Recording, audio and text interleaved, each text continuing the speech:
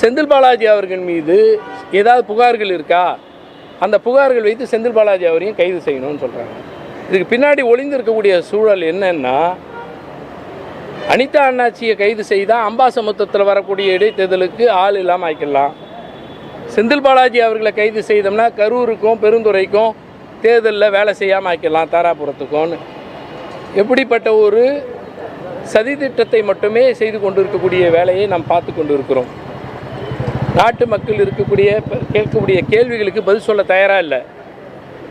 இப்போ இன்னொரு பெரிய கான்ஸ்பிரசி மாதிரி நடந்துட்டுருக்கு. மணல் கொள்ளைக்கு திட்டமிடுதல் என்று ஒரு பெரிய திட்டத்தை போட்டிருக்காங்க. மணல் கொள்ளையை யாரை வச்சு நடத்தலாம் அப்படின்றதுக்காக. சமீபத்தில் பார்த்தீங்கன்னா உங்களுக்கு தெரியும், அதே போல் நம்ம ஒன்றிய பாஜக அரசு சொன்னதன் பேரில் அணுக்கு அனிமம் கன்னியாகுமரி டிஸ்ட்ரிக்டில் எடுக்கலான்னு சொல்லிட்டு அதுக்கான ஒரு உத்தரவையும் போடப்பட்டிருக்கு. இதை பற்றியெல்லாம் பேசவே இல்லை, கேட்கவே இல்லை. எதிர்கட்சிகள் அதை பற்றி கேள்வி கேட்டால் அதை திசை திருப்புதல், அதுக்கு பதில் அளிப்பது இல்லை, அவதூறு பேசுது, அவங்க மேலேயே போய் பேசுறது. இந்த அரசு பொறுப்பேற்கிறதுக்கு முன்னாடி தொடங்கினது, அதாவது 107 எம்எல்ஏக்களோடு தான் இருக்கிறாங்கன்னு போது ஆட்சி அமைக்கிறதுக்கு மெஜாரிட்டி வேணும்னு ஆளுநர் கேட்ட அன்னியில் தொடங்கினார் குதிரை பேரத்தை நடிகர் விஜய் அவர்கள். லீமா ரோஸ் என்ன சொன்னாங்க? அதிமுகவோட பேச்சுவார்த்தை நடக்குது அப்படின்னு சொன்னாங்க. அதிமுகவோட என்ன அவங்க டிமாண்ட் வச்சாங்களோ தெரியாது. அதில் இருக்கிற ஒரு பிரிவு எங்களுக்கு அமைச்சர் வந்தால் போதும், ஒரு 8 அமைச்சர் 10 அமைச்சர்னு கேட்டாங்களான்னு தெரியல. உடனே அந்த கூட்டணி விரிவுன்னாங்க, பிரிஞ்சுதுன்னாங்க, ஏதோ ஒன்று நடந்தது. மாறாக என்ன நடந்ததுன்னா, திமுக கூட்டணியில் வெற்றி பெற்றவர்கள்லாம் அங்கே போனாங்க, கூட்டணியை அங்கே சேர்ந்து ஆதரவு தெரிவிக்கிறோம். நாங்கள் ஆட்சி அமைக்கிறதுக்கு வாய்ப்பு கொடுத்தார் ஆளுநர். ஆட்சி அமைத்த பிறகு சட்டமன்றத்தில் பதவியேற்பு நடக்குது. முன்னாள் முதலமைச்சர் எங்களுடைய கழக தலைவர் அவரை வீட்டில் வந்து சந்திக்க போகிறாங்கன்னு சொல்லிட்டு சட்டமன்றத்தில் நேராக போய் சந்தித்தார். பிற கட்சி தலைவர்கள்லாம் சந்திக்க போகிறான்னாங்க. ஒன்று முன்னாள் முதலமைச்சர்ன்ற முறையில் பார்த்தார், கட்சியோட தலைவர்னு பார்த்துருக்காங்க, பிற கட்சிகளோட தலைவர்களையும் பார்த்துருக்காங்க. ஆனால் அதிமுகவோட கட்சி தலைவர்ன்ற முறையிலேயே பொதுச் செயலாளர் இருக்கார் எடப்பாடி பழனிசாமி சந்திக்கல. ஏன் முன்னாள் முதலமைச்சராக இருந்தாருன்னு சந்திக்கல அவரை. மாறா யாரை போய் சந்திக்கிறாங்கன்னா, அதிமுகவிலே ஒரு பிரிவு இருக்கிற அந்த ஒரு பிரிவு வரைக்கும் போய் சந்திக்கிறாரு ஒரு முதலமைச்சராக பொறுப்பேற்றுக்கிட்டவர். எவ்வளோ பெரிய அட்டூடியும் அந்நியாயம்னு பாருங்கள். இது குதிரை பேரத்தை முதலில் தொடங்கி வைத்திருக்கக்கூடியவர் யார் என்றால் நடிகர் விஜய், இன்றைய முதலமைச்சர் விஜய் அவர்கள் தான். அவர் தான் இந்த A1 ஃபஸ்ட்டு. இதில் A1னா ஆக்டர் 1, நம்பர் 1 ஆக்டர்ன்றதுக்காக சொல்ல வந்தேன். நீங்கள் A1னா அக்யூஸ்ட் 1ன்னு நினச்சிக்க போகிறீங்க. ஏன் இதை சொல்கிறேன்னா, அவர் தான் முதல்ல போய் பேசுகிறாரு. ஒரு பிரிவோடு போய் பேசுறது நாகரிகமானதா, அரசியல் பண்பு உடையதா, மரபு உடையதா, சட்டத்துக்கு உட்பட்டதா? ஆனால் அவர் செஞ்சார். சரி, ஏதோ பேசிட்டு வராரு போகிறாருன்னா, போகும்போதெல்லாம் பார்த்தீங்கன்னா அவர் எப்படின்னா, அவர் உட்காரத்துக்கு சோஃபா செட் இருக்காதுன்னு சொல்லிட்டு கையிலே சோஃபாவோட போயிடுறாரு. ஆனால் சோஃபா செட் எடுத்துன்னு போய் போட்டு உக்காந்துட்டு கிளம்பும் போது அந்த சோஃபாவை அங்கேயே விட்டுட்டு வந்துடுறாரு. இது நல்ல ஒரு மெத்தடு. அவர் பிஜேபியோட ஃப்ரெண்ட்ஷிப் பண்ணார். பிஜேபி சொல்லிச்சு, நான் ஒரு வாஷிங் மிஷின் கொடுக்குறேன், நான் இங்கே ரொம்ப நாளாக க்ளீன் பண்ணது இருக்குது, அந்த வாஷிங் மிஷினை கொண்டு போனீங்கன்னா எந்த குற்றத்தில் இருந்தாலும் அவங்களெல்லாம் க்ளீன் பண்ணிக்கலாம், நீ எடுத்துக்க யூஸ் பண்ணிக்கோன்னு சொல்லிச்சு வாஷிங் மிஷினை கொண்டு வந்தாங்க. வாஷிங் மிஷினில் என்னங்க பவுட்ரு போடணுன்னாங்க. உங்கள்கிட்டே இருக்கு பாரு, லாட்ரி டிட்டர்ஜென்ட்னு ஒன்று இருக்குது, அது போட்டிங்கன்னா நல்லாவே க்ளீனிங் ஆகும்னு சொன்னாங்க. லாட்ரி டிட்டர்ஜென்ட் போட்டு தான் அவர் க்ளீனிங் பண்ணிகிட்டு இருக்கார். இப்போ இது இன்றைக்கி நடிகர் விஜய் செய்துக்கிட்டு இருக்க ஒரு செய்கைன்னு பார்த்தா, மோடியை விட ஒரு டபுள் பங்கு மாறிட்டார். எப்படின்னா, சோஃபா மாடலையும் சேர்த்து கொண்டு வந்திருக்காரு. இந்த சோஃபா மாடல் கவர்மெண்ட்டுன்ற மாதிரி கொண்டு வந்திருக்கிறத எங்களோட இளந்தலைவர் மாண்புமிகு எதிர்க்கட்சி தலைவர் குறிப்பிட்டு சொல்வதைப் போல் குதிரை பேரம், கழுதை பேரம், என்ன பேரன்றதெல்லாம் இல்லை, சோஃபா மாடலில் ஒரு பேரத்தை நடத்தி ஹார்ஸ் ட்ரேடிங் மூலமாக ஆட்சியை தக்க வைப்பதற்காக பார்த்து கொண்டிருக்கிறார். எங்கள் கூட்டணியில் வெற்றி பெற்றவர்கள், தாவக வேண்டாம் என்று சொன்னவர்கள், கல்லாப்பெட்டி கூட்டணின்னு திமுகவோடு இருந்தவர்களையெல்லாம் விமர்சித்தவர்களை கூட்டிகிட்டு போய் சோஃபா மாடல் என்று கூட்டணியாக வைத்துக்கிட்டு அவங்கள ஆட்சி பொறுப்பில் சேர்த்துக்கிட்டார். ஓகே. ஆனால் அப்பவும் ஏன் இன்றைக்கி அதிமுகவில் இருக்கக்கூடிய ஒவ்வொரு சட்டமன்ற உறுப்பினர்களையும் ராஜினாமா செய்து கொண்டிருக்காங்கன்னு மக்கள் கேள்வி கேட்குறாங்க. இது அசிங்கமாக இருக்கேன்றாங்க. மக்கள் அளித்த தீர்ப்பு, மக்கள் அளித்த வாக்குக்கு மீறாக அவங்க ஒரு வாரத்தில் ஒரு மாதத்துக்குள்ளாக இத்தனை பேர் ராஜினாமா செய்கிறாங்களே, இது முறையான கேள்வி எழுப்புகிறாங்க. அது பொறுத்துக்க முடியல ஒருத்தருக்கு, முதலமைச்சரால், முதலமைச்சர் அமைச்சரால். ஏன்னா முதலமைச்சர் எப்பவுமே பேச மாட்டார், உங்களுக்கு தெரியும். முதல் அமைச்சர் தான் பேச முடியும். முதலாளிக்கு தானே தெரியும் எவ்வளோ முதலீடு போட்டிருக்குமோ, அவருக்கு தான் தெரியுன்ற முறையில் அவர் பேசுகிறாரு. என்ன பேசுகிறாரு? அதிமுக என்பது தாவேக்காவினுடைய இயல்பான ஒரு கூட்டணி. அதிமுகவில் இருக்கவங்க அத்தனை பேருமே தாவேக்காவுக்கு தான் வந்தாகணும், அதான் இயல்பு அப்படின்றாரு. ஏன் அப்படின்னா திமுகவை எதிர்க்கிறதுக்காக தொடங்கியது அதிமுக, அதே போல் தாவேக்கா அப்படின்னாரு. ஆனால் அதானா அதுக்கு அடுத்த கருத்து சொல்கிறாரு, அதிமுகவில் எடப்பாடி பழனிசாமியை விட்டு எல்லாரும் விலகி வராங்க. ஏன் தெரியுமான்னா ஜெயலலிதா அம்மையாரை கைது செய்தது திமுக ஆட்சியின் போது அப்படின்னாங்க. கலைஞர் அவர்கள் முதலமைச்சராக இருந்தபோது நேரடியாக உடனே கைது செய்யலை. சிவராஜ் பேட்டல் ஹைகோர்ட் ஜஸ்டிஸ் இப்போ எப்படி அனிதா ராதாகிருஷ்ணனுக்கு ஆன்டிசிபேட்டரி பெயில் கேட்டாங்களோ அது மாதிரி ஜெயலலிதா அம்மையார் அன்றைக்கி ஆன்டிசிபேட்டரி பெயில் போட்டாங்க. அன்றைக்கி இருந்த நீதிபதி சொன்னார், இது சீரியஸ் அஃபென்ஸு, இதை வந்து இன்வெஸ்டிகேஷனை ஃபேஸ் பண்ணி ஆகணும், ஆன்டிசிபேட்டரி பெயில் கொடுக்க முடியாதுன்னு சொன்னதோடு நிறுத்தாமல் அவர் நோட் போடுறாரு, ஏன் இந்த அரசு காவல்துறை இன்னும் கைது செய்யவில்லை, கைது நடவடிக்கை எடுக்கவில்லைன்னு சொன்னதனால் முதலமைச்சராக இருந்த கலைஞர் அவர்கள் காவல்துறைக்கு உத்தரவிட்டார். நாகரிகமாக முறையாக சட்டம் அவர்களை கைது செய்ய வேண்டும் என்று அறிவிக்கப்பட்டார்.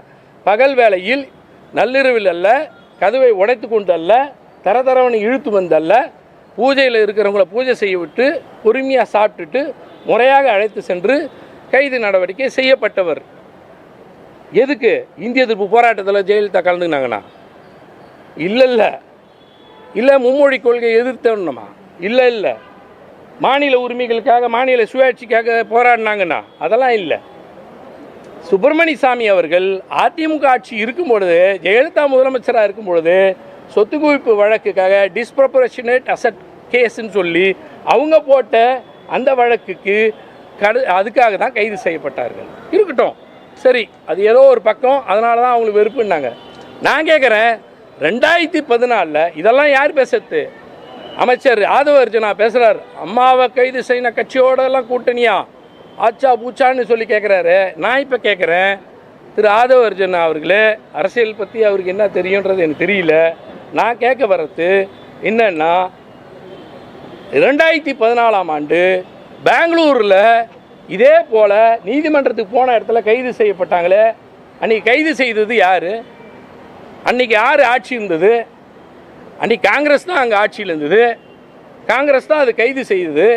அப்போ காங்கிரஸ் கைது செய்துன்றதுனால காங்கிரஸை இனிமேல் நான் கூட்டணியில் வச்சுக்க மாட்டேன் அப்படின்னு ஆதவ அர்ஜுனா சொல்லுவாரா? இல்லை செங்கோட்டையன் சொல்லுவாரா? 21 நாள் கைது செய்தவர்கள் திமுகவினருக்குன்னாரு. காங்கிரஸ் கட்சி தான் அங்கே கைது செய்ச்சு. அம்மாவை கைது செய்த அந்த காங்கிரஸோட கூட்டணியில் இருக்க மாட்டேன், ஒன்று காங்கிரஸில் வெளில அனுப்புவேன், இல்லை நான் வெளில போகிறேன், எனக்கு அமைச்சரே வேணாம், எங்கள் அம்மாவை கைது செய்த கட்சியோட நான் கூட்டணி வச்சுக்கிட்டு நான் அமைச்சர் பதவியில் இருக்க மாட்டேன்னு செங்கோட்டையன் சொல்லுவாரா? கிடையாது. இப்படிப்பட்ட ஒரு மோசமான அளவுக்கு குதிரை பேரத்தை நடத்திவிட்டு இன்றைக்கும் அதிமுகவை ஒன்றொன்றாக ஒவ்வொரு சட்டமன்ற உறுப்பினராக ராஜினாமா செய்ய சொல்லிட்டு ஹார்ஸ் ட்ரேடிங்க்கு மிகப்பெரிய ஆவணமாக மதிமுகவினுடைய பொதுச் செயலாளர் திரு வைகோவிடம் விஜய் அவர்களே சொன்னாருன்னு சொல்லி அவர் கன்ஃபெஷன் ஸ்டேட்மெண்ட் கொடுக்குறாரு. முதலமைச்சர் விஜயே வந்து நீங்கள் வந்து உங்கள் எம்எல்ஏ அங்கே 2 பேர் ராஜினாமா பண்ணாங்கன்னா உங்கள் கட்சியில் சார்ந்தவர் திமுகவில் எம்எல்ஏ ஆகிட்டவங்க அவங்கள ராஜினாமா பண்ணாங்கன்னா நான் அவங்கள வெற்றி பெற வைக்கிறேன்னு சொன்னாருன்னு அவர் தான் சொன்னார், பொதுக்குழுவில் சொன்னார், செய்தியாளர்கிட்ட சொல்லியிருக்காரு. அப்போ அது ஹார்ஸ் ட்ரேடிங் வராதா? குதிரை பேரம் கிடையாதா? இவ்வளோ மோசமான ஒரு அரசியலை முன்னெடுத்து விட்டு வாய்க்கிழியே பேசுகிற திரு ஆதவ அர்ஜுனா எப்படி பேசுகிறாருன்னா, கொஞ்சம் கூட மனசாட்சியோடு இல்லை, ஒரு மிக மோசமான ஒரு அரசியல் முன்னுதாரணத்தை தமிழ்நாட்டில் விதைத்து கொண்டிருக்கிறார். டிஸ்இன்ஃபர்மேஷன் புரோட்டோகால் என்ற பெயரில் எதற்கெடுத்தாலும் போய் பிரச்சாரம், அதை கட்டமைத்தல், எல்லா இடத்துலையும் ஒரே மாதிரி போய் பேச வைக்கிறது, அந்த அவதூறுகளை வைத்தே ஒரு அரசியல் செய்வது, ஒரு பர்சனல் அட்டாக் என்ற முறையில் செய்கிறது, இப்படிப்பட்ட ஒரு அரசியலை செய்வதன் மூலமாக இன்னைக்கு என்ன பேசியிருக்காரு? கரூரில் நடந்தது எப்பேற்பட்ட கொலை தெரியுமான்றாரு, காவல்துறை வச்சு கொலை பண்ணப்பட்டதுன்றார். யார் முதலமைச்சர்? இப்போ நடிகர் விஜய் அவர் தான் முதலமைச்சர். இப்போ ஆக்டிங் முதலமைச்சராக இவர் இருக்கார், அது வேறு விஷயம். அதையாவது அவர் கேட்டு, ஏங்க இப்பெல்லாம் சொல்லியிருக்கே என்ன நடந்ததுன்னு இது வரைக்கும் விசாரணை நடந்ததா? ஏற்கனவே சிபிஐ விசாரிச்சுட்டு இருக்கு, கேட்டவங்களே இவங்க தான். சுப்ரீம் கோர்ட்டில் போயிட்டு சிபிஐ விசாரணை வேணும்னு கேட்டு சிபிஐ விசாரணை நடந்து கொண்டு இருக்கக்கூடிய வேளையில் இப்போ கரூருக்கு நான் போவேன்னு சொல்கிறதும் கரூரில் நான் வந்துட்டு போய் ஏதோ மக்களை பார்க்க போகிறேன். எதுக்கு? 41 பேரை கொண்டு விட்டோமேன்னு பிராயசத்தம் தேடுறதுக்காக போகிறாங்களா? அவங்களுக்கு வேலை வாய்ப்பு கொடுக்குறதுக்காக போகிறேன். அவங்களுக்கு ஆறுதல் சொல்கிறதுக்கே மகாபலிபுரம் கூப்பிட்டு ஆறுதல் வச்சவர். உலகத்திலே செத்தவங்க வீட்டுக்கு போகாமல் செத்தவங்களை வீட்டு குடும்பத்தை கூப்பிட்டு ஆறுதல் சொன்ன பெரிய அறிஞர் அவர் தான். அப்பேற்பட்டவர் 278 நாள் ஆகுது. இப்போ அந்த சம்பவம் நடந்து 278 நாள் ஆகுது. இது வரைக்கும் அவர் போகலை. ஏன் முதலமைச்சராகி 55 நாட்கள் ஆகுது, இது வரைக்கும் போகலை. இப்போ போகிறேன்னு ஏன் முடிவு எடுக்கிறார்? இப்போ யார் தெரியுமா? Undue influence. கண்டிப்பாக ஒரு இன்வெஸ்டிகேஷனை அன்டியூ இன்ஃப்ளூயன்ஸ் பண்ணதுக்கு சட்டத்துக்கு எதிரானது, முரணானது. இது ஒரு தவறான முன்னுதாரணம். ஒரு முதலமைச்சராக இருக்கிறவர் இந்த மாதிரி போகிறது, அங்கே இருக்கக்கூடிய சாட்சிகளை டேம்பரிங் தி விட்னஸஸ்ன்னு வாங்க, அது போன்ற ஒன்றை செய்வதற்கு முற்படுகிறார்கள் என்பது ஒன்று. ரெண்டாவது என்ன காரணம்னா, எப்படியும் கரூரில் இடைத்தேர்தல் வரப்போகுது. இடைத்தேர்தலுக்கு பிரச்சாரத்துக்கு போனோம்னா இப்போ தான் வண்டி ஐயா நீன்னு கேட்கக்கூடாதுல்ல. அன்றைக்கி கொண்டுட்டு போனாங்களே, அன்றைக்கி செத்தாங்களே, செத்தவங்கள கூட பார்க்காம ஓடினீங்களே, இன்றைக்கி தான் வரீங்களான்னு கேள்வி கேட்ட போகிறாங்கன்றக்காக போகிறதுக்கு முற்படுறாரு. அடுத்த 10ஆம் தேதிக்கு போகிறேன்னு போகிறதுக்குள்ளார அவருக்கு என்ன அசிங்கன்னா, இந்த கரூர் சம்பவத்தில் தான் இப்படி நடந்ததுனால்தான் தாவேக்கா வந்து மிகப்பெரிய எழுச்சி பெற்றுதுன்னு சொல்கிறாரு. தாவேக்கா அங்கே வெற்றி பெற்றுதா? கரூரில் வெற்றி பெற்றுதான்னா இல்லை. அப்போனா என்ன அர்த்தம்னா, மக்கள் மிக தெளிவாக புரிந்து கொண்டார்கள். மக்களுக்கு நன்றாக தெரிகிறது இப்படி ஒரு விஷயம் நடந்ததுக்கு காரணம். 12 மணிக்கு வரேன்னு சொன்ன விஜய் 2 மணிக்கு இல்லை, 3 மணிக்கு இல்லை, 4 மணிக்கு இல்லை, 7 மணிக்கு வந்தார். காவல்துறை தடுக்குது, வேண்டான்னு சொல்லுது, அட்வைஸ் பண்ணுது.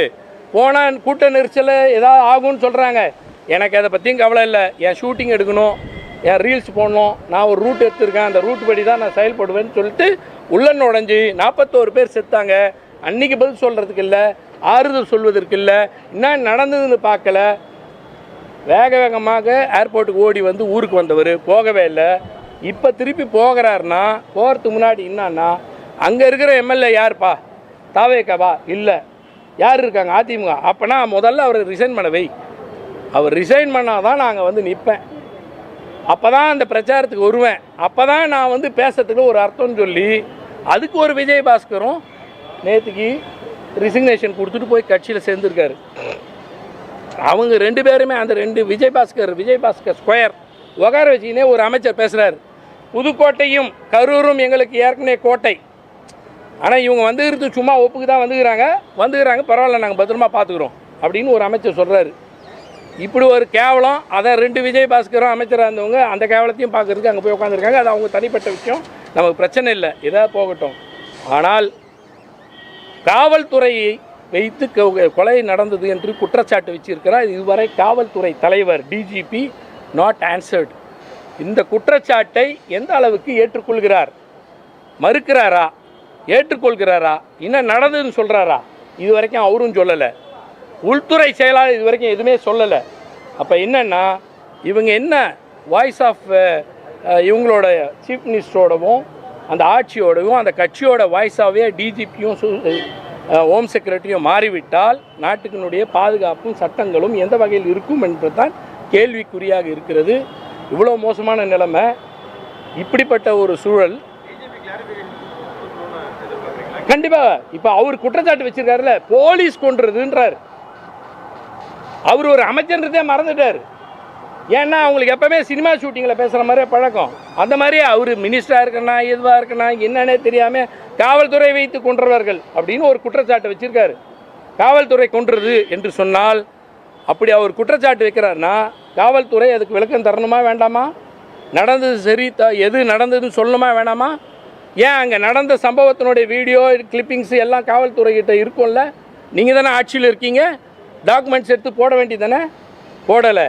ஆனால் அவங்க செய்ய விரும்புவது எதுவென்றால், சிபிஐ வழக்கு இன்னும் கத்தி போல் நின்று கொண்டு இருக்கிறது. அதனால் அதை டேம்பரிங் தி விட்னஸ்ன்னு சொல்கிற மாதிரி, அன்டியூ இன்ஃப்ளூயன்ஸ்ன்ற மாதிரி செய்வதற்காக முற்பட பார்க்குறார்கள்.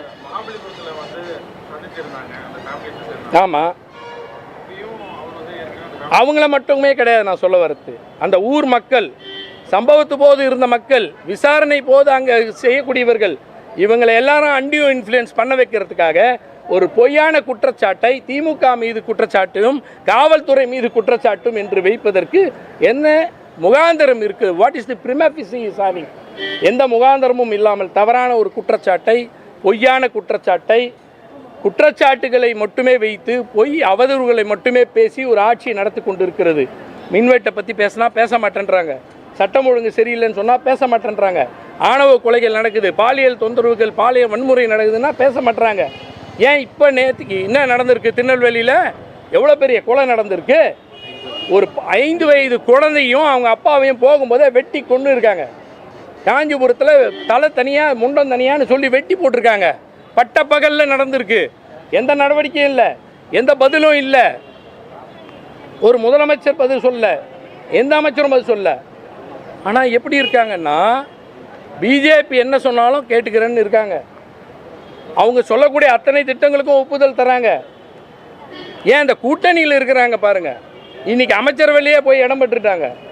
இந்த ஆணவ கொலை விஷயங்கள்லாம் இப்போல்லாம் வந்து விசிகா பேசாது பொழுது என்னென்ன தெரியல. திமுகவோட இருக்கும்போது மட்டும் பேசுகிறாங்க.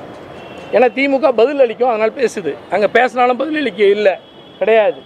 நீங்கள் யாருன்னா வந்துட்டு அவங்க கை தூக்கி ஒன்றா கூட்டணின்னு கை தூக்கி எதனா ஃபோட்டோ கிட்ட இருக்கா உங்ககிட்ட? மகாபலிபுரத்தில் கை தூக்கி அவங்க எல்லாம் ஒன்றா கூட்டணி இருக்கிற மாதிரி உங்ககிட்ட ஃபோட்டோஸ் இருக்கா? இருக்காது. ஏன்னா என்றைக்குமே அவங்க இவங்களெல்லாம் மறிக்கத்தே கிடையாது. இவங்களும் என்ன பண்ணுறதுன்னு தெரியாமல் கூட்டணியில் இருக்காங்க, பேசத்தும் கிடையாது.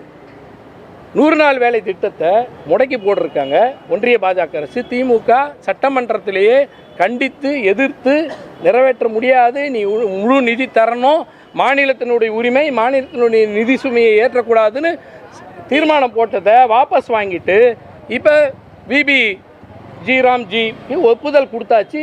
ஒர்க் ஆர்டரே வர ஆரம்பித்தாச்சு. 5000 கோடி இன்றைக்கி லாஸ். 5000 கோடி இன்றைக்கி நமக்கு நிதி சுமை வரப்போகுது. நான் கேட்குறேன், விவசாயிகள் கடன் ரத்துன்னு சொன்னாங்க. விவசாய கடனுக்கு பணம் இல்லைன்னாங்க. இதுக்கு 5000 கோடி கூடுதலாக ஆக போகுது.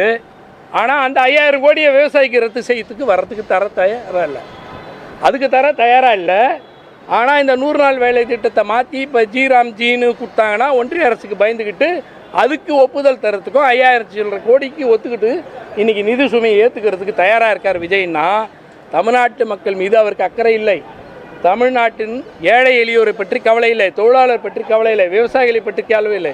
அவருக்கு தான் கவலை இல்லைன்னு கம்யூனிஸ்ட்டுகளே கேள்வி கேட்கல. கம்யூனிஸ்ட்டு அது வரைக்கும் கேட்கல.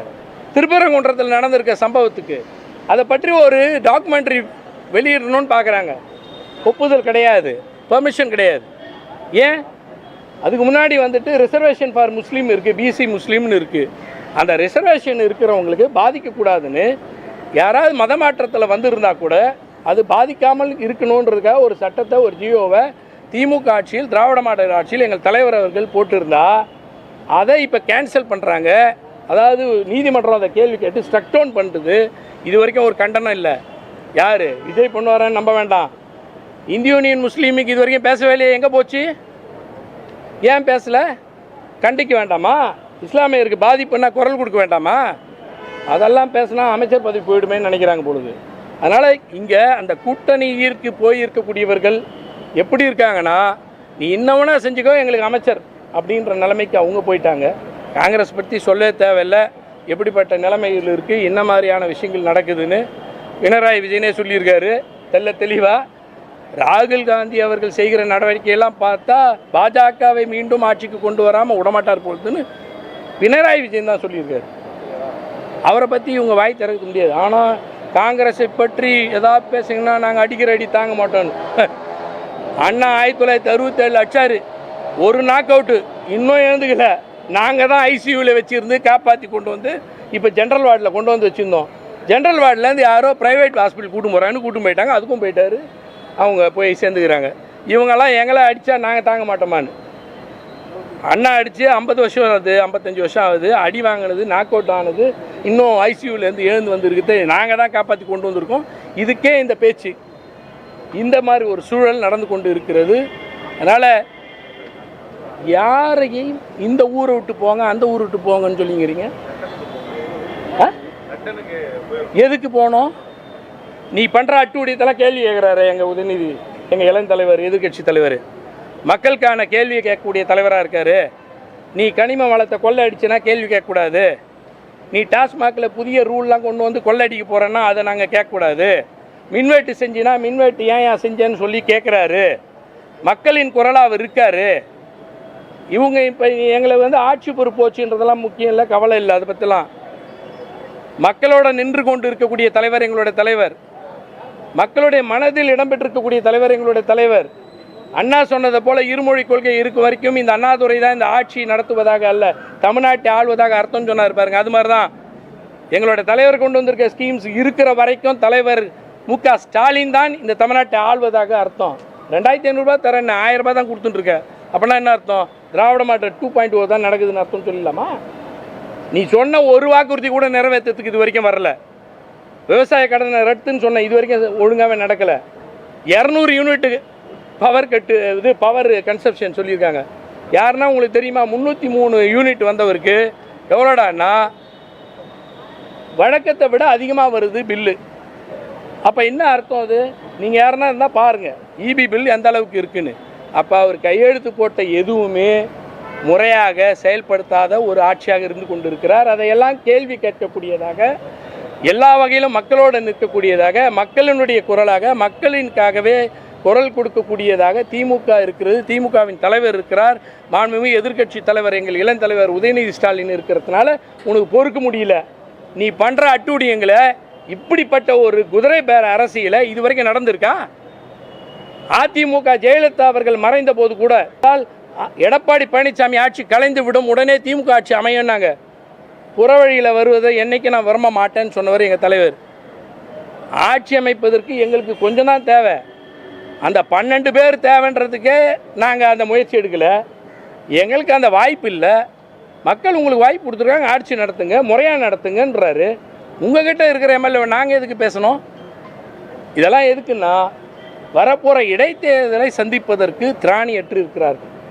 ஏதோ இந்த தேர்தலில் மக்கள் ஏதோ கவனிக்காமல் கொள்ளாமல் ஏதோ ஒரு மோகத்தில் ஏதோ ஒரு கவர்ச்சியில் மயங்கி போய் புள்ள சொல்லிச்சு, பொண்ணு சொல்லிச்சு, குழந்தை சொல்லிச்சு, ஏதோ ஒன்று நினச்சி ஓட்டை போட்டுட்டேன், இந்த ஓட்டால் தான் தோக்க போகிறாங்களா திமுக, இல்லைன்னு நினச்சேன் போட்டேன்னு இன்றைக்கி மக்கள் பேசுகிறாங்களே. அந்த நிலைமை இடைத்தேர்தலில் நடக்காது என்பது தான் இன்றைக்கு நம்ம டிஃபேக்டோ முதலமைச்சர் முதல் வைத்த அமைச்சர் திரு ஆதவ அர்ஜுனாவுக்கு பதறார். அதனால தான் பார்க்குறாரு, அடப்பாம இந்த இடைத்தேர்தலை நம்ம தோற்றோம்னா நம்ம கவர்மெண்ட் உண்மையிலே விழுந்துருமோ, இந்த கூட்டணியெல்லாம் பிரிஞ்சுடுமோ, நம்ம வெளிச்சம் வெளியில் வந்துடுமோன்ற அச்சத்தினால அவர் என்ன பண்ணுறாரு, எல்லார் மேலே பொய் வழக்கு, பொய் அவதூறு, அவங்கள கைது செய்வேன்றது, இப்போ கைது செய்யறதுக்கு அலையிறது, சட்டம் ஒழுங்கை பாதுகாக்கிறத விட்டாச்சு, பாதிக்கப்பட்டவங்களுக்கு நிவாரணம் இல்லை, அடிப்பட்டவங்களுக்கு கொலை ஆனவங்களுக்கு எந்த நடவடிக்கை எடுக்கக்கான குற்றவாளிகளை கைது செய்யலை. ஆனால் ஒரு முன்னாள் அமைச்சரை கைது செய்வதற்கு மட்டும் இவ்வளோ அலையிறாங்க. இந்த அளவுக்கு காட்டுறாங்கன்னா வெறுப்பரசியலை இங்கே கொண்டு வந்திருக்கிறார்கள். இந்த வெறுப்பரசியலும் அவதூறு அரசியலும் இந்த மாதிரி டிஸ்இன்ஃபர்மேஷன் புரோட்டோகால் என்று சொல்லக்கூடிய ஒரு மிக கேவலமான ஒரு அரசியல் தன்மையை ஆதவ அர்ஜுனா அவர்கள் கையில் எடுத்துக்கொண்டு ஒரு புது அநாகரிகமான அரசியல் தன்மையை தமிழ்நாட்டில் நுழைய வைத்திருக்கிறார். அதனையெல்லாம் தடுத்து நிறுத்தக்கூடியவராய், அதையெல்லாம் கேள்வி கேட்கக்கூடியவராய், குடைந்து எடுக்கக்கூடியவராய், இப்பொழுது இல்லை என்றாலும் மிக விரைவில் உங்களை வீழ்த்தக்கூடிய தலைவராக எங்களுடைய மாண்புமிகு எதிர்க்கட்சி தலைவர் இருக்கிற காரணத்தினால் உன்னால் பொறுக்க முடியாமல் வேணா லண்டனு போயிடும். நாங்கள் ஏன் போனோம்? மக்கள் எங்களோட இருக்காங்க, நாங்கள் மக்களோடு இருக்கிறோம். மக்களை நாங்கள் என்றைக்கும் விட்டு கொடுக்க மாட்டாங்க, மக்கள் எங்களை யாரும் என்றைக்கும் விட்டும் கொடுக்க மாட்டாங்க. நீ மக்களை ஏமாற்ற பார்க்கிறாய், அதை எந்த நிலையிலும் விட்டு கொடுக்க மாட்டாது திமுக என்பது தான் எங்களுடைய நிலைப்பாடு. தேர்தல் காரணமாக தான் முன்னாள் அமைச்சர் அனிதா கைதுன்னு சொல்றீங்க. ஆனால் முன்ஜாமீன் கேட்ட நீதிபதி அவர் பேசியிருக்கக்கூடியது முதலமைச்சர் பொறுப்பில் இருக்கக்கூடியவர் மாண்பை குலைக்கக்கூடியவர்கள் பேசியிருக்காரு, அவருக்கு தர முடியாது அப்படின்னு சொல்லி முன்ஜாமீனை ரத்து பண்ணியிருக்காங்க, ரத்து பண்ணியிருக்காங்க. நீங்கள் அந்த வீடியோ பார்த்தீங்களா? அவர் பேசுனதை திமுக ஏற்றுக்கொள்கிறதா, ஆதரிக்கிறதா? இல்லை, அவங்க பேசுனது சரி தப்புன்னு நான் பேசவே இல்லை. அப்படி இருக்குன்னா அது வேறு. நீதிமன்றம் அதை ரத்து செய்த உடனே கைது செய்ய வேண்டிய அளவுக்கு பெரிய குற்றம் அல்ல. ஒரு அப்பாவியும் பிள்ளையும் அதே திருநெல்வேலியில் பக்கத்தில் இருக்கிற இடத்துல வெட்டி போட்டிருக்காங்க. இது வரைக்கும் குற்றவாளிகளை கைது செய்ய வைக்கலையா? குற்றவாளிகளை நடமாட விட்றீங்களா? அதை விட்டுட்டு உங்கள் முதலமைச்சரை பற்றி பேசிவிட்டாங்கன்னா மட்டும் உங்களுக்கு பொத்துன்னு வந்துடுச்சு. அதானே முட்டாள் முதலமைச்சர்னு சொன்னார். சிஎம் அங்கிள்னு ஒருத்தர் பேசுகிறாரு, அதெல்லாம் முறையான பேச்சா? இன்டாலரன்ஸ், ஒரு சகிப்புத்தன்மை இல்லாத தன்மையை காட்டுகிறார்கள். எதுக்கு? இன்னும் 2 நாள் கழிச்சு கைது பண்ணிக்கோ, அவ்வளோ பெரிய குற்றம்னா விசாரணைக்கு கூடு, நீங்கள் இப்படி பேசுறது முறையா இல்லைன்னு கேளு. எவ்வளோ பெரிய அஃபென்ஸுக்கே விசாரணை பண்ணிட்டு தானே இனிமேல் அரெஸ்ட் பண்ணணும்னு சொல்லி நீதிமன்றங்களே தீர்ப்பு வழங்கியிருக்கு. இன்னும் அப்படிப்பட்ட உங்களுக்கு இந்த நாட்டில் என்ன பிரச்சனை, சட்டம் ஒழுங்கு பிரச்சனை இதனால் நகர்ந்துருக்கு. ஆதவருக்கு நான் போடலையா, செடிஷன் போட்டு போடலையா, போட்டு அந்த ட்விட்டர் எடுத்தாரா இல்லையா? உங்ககிட்ட எல்லார்கிட்டையும் காப்பி இருக்கா இல்லையா? நேபாளம் மாதிரி நடந்தது போல் பூட்டானில் நடந்தது போல் நடக்கும்னு போடலையா அன்னைக்கு? திமுக அரசு என்ன கைது செஞ்ச உடனே திமுகவினுடைய தலைவர் மாண்புமிகு முதலமைச்சராக இருந்தபொழுது எங்களுடைய தலைவர் சொன்னார், மாண்போடு சொன்னார், எந்த ஒரு கட்சி தலைவனும் தன் தொண்டன் சாவதை விரும்ப மாட்டான், எதிர்பார்க்க மாட்டான் அப்படின்னு சொல்லி பாதுகாத்தவர் எங்களுடைய தலைவர். அந்த தப்புக்கு காரணமானவரையும் வேண்டாம், அது விரும்பி செய்யலன்னு பாதுகாத்தவர் எங்கள் தலைவர். ஆனால் அவரை பற்றி அவதூறாக பேசினவர், வாங்கலை தொட்டு பாருங்களேன், எங்கே உட்காந்து தொட்டு பாருங்களேன்ற மக்களோட மக்களாக நின்று இருக்கணும். நீ அதை விட்டு ஓடி வந்துட்டு நான் வீட்டிலே தான் உட்காந்துருக்கேன் வாங்கலை, எப்போ பார்த்தாலும் இதையே சொல்லிட்டு இருந்தா என்ன அர்த்தம்? இது வரைக்கும் யாருமே அவங்க கட்சிக்காரங்களே பார்த்த மாதிரி தெரியல. அவர் பேசினார் அப்போ அதெல்லாம் அவதூறுகள் இல்லையா? ஆளுநர் வந்து மதுரையில் வந்து ஆய்வு குறிப்பாக வந்து இருக்கக்கூடிய கலெக்டரையும் எஸ்பியெல்லாம் கூப்பிட்டு ஆய்வு மேற்கொண்டார். திமுக எதிர்கட்சி, அதிமுக எடப்பாடி பழனிசாமி அவர்கள் முதலமைச்சராக இருந்தபோது இதே போல் பன்வாரிலால் புரோஹித் அவர்கள், வித்யாசாகர் அவர்கள்லாம் வந்து இது மாதிரி ஒரு விஷயத்தை செய்த போது கடுமையான கண்டனத்தை திமுகவினுடைய தலைவர் செய்தார். அன்றைக்கி எதிர்கட்சி தலைவர். எந்த ஊருக்கு ஆளுநர் ஆய்வுக்கு போனாலும் அங்கே நாங்கள் கருப்பு கொடி காட்டி எதிர்ப்பை காட்டினோம். பிறகு ஒரு பிரச்சனைக்காக அன்றைய எதிர்கட்சி தலைவராக இருந்த எங்களுடைய தலைவர் அவர்கள் அதே பன்வாரிலால் புரோஹித் அவர்களை பார்க்கறதுக்காக ஒரு மனுவு கொடுக்கறதுக்கு போன போது, எதுக்கோ இல்லை, அந்த நீட்டுக்காக 7.5 வந்து அவங்க அது கொடுத்துருக்காங்க, அது ஒப்புதல் தாங்கன்னு சொல்கிறதுக்காக போய் கேட்க போயிருந்தார். அப்போ கேட்குறாராம் பன்வாரிலால் புரோஹித், கேட்டாராம் கவர்னராக இருக்கிறவர். இது நேரடியாக சொல்லப்பட்ட செய்தி. அண்ணன் டிஆர் பாலு வந்து அவருக்கு ரொம்ப நெருக்கம் பழக்கமாக அப்போ இருந்தபோது, அவர் அமைச்சராக இருந்தபோது, அதனால் நல்லா தெரியும்னு, பாலுஜி நான் அப்படி செஞ்சது தப்பாக உங்களுக்கு கோவமா, ஏன் வந்து நீங்கள் அவ்வளோ எதிர்ப்பு தெரிவிக்கிறீங்க போது, you are not a executive, you are constitutional head, நீங்கள் செஞ்சது தப்புங்க, கண்டிப்பாக கண்டனம் தெரிவிப்பேன். இப்பயும் உங்களை பார்க்க வந்திருக்கோம், உங்கள் மாண்புக்கு உரிய பொறுப்புக்கு மாண்பை கொடுத்து நாங்கள் மரியாதை கொடுத்து வந்திருக்கோம். ஆனால் நீங்கள் நாளைக்கே திரும்பி ஆய்வுக்கு போனீங்கன்னா அந்த முதலமைச்சர் கையாளாகாமல் இருந்தாலும் நாங்கள் வந்து தடுப்போம்னு சொன்னார். அதே தான் இப்பயும் சொல்கிறோம். 5 வருஷம் திமுகவோட ஆட்சி இருந்தது, எங்கேயாவது கவர்னர் இப்படி ஆய்வுக்கு போனாரா? போகிறது முறையாது, சட்டத்தில் இடம் இருக்கா? ஆனால் இன்றைக்கி போகிறாரு, வாய் திறக்காமல் இருக்கிற முதலமைச்சர், கேட்கறது வக்கில்லாமல் இருக்கிறாங்க. எந்த அடிப்படையில் ஒரு கவர்னர் வந்து ஆய்வுக்கு போகிறாங்கன்றது இது வரைக்கும் கேட்கல. ஏன்னா வாய்மூடி இருக்கிறதுக்கு காரணம் சிபிஐ வழக்கு இருக்கிறது, பல்வேறு பிரச்சனைகள் இருக்கிறது, ஆஸ் ட்ரேடிங் மேலே அவங்களுக்கு வழக்கு போடலாம், இப்படி எல்லா பிரச்சனையும் இருக்கிறதுனால ஆளுநரை பற்றி கேட்க மாட்டாங்க. வேற ஓகே ஓகே அவ்வளோதான். நன்றி.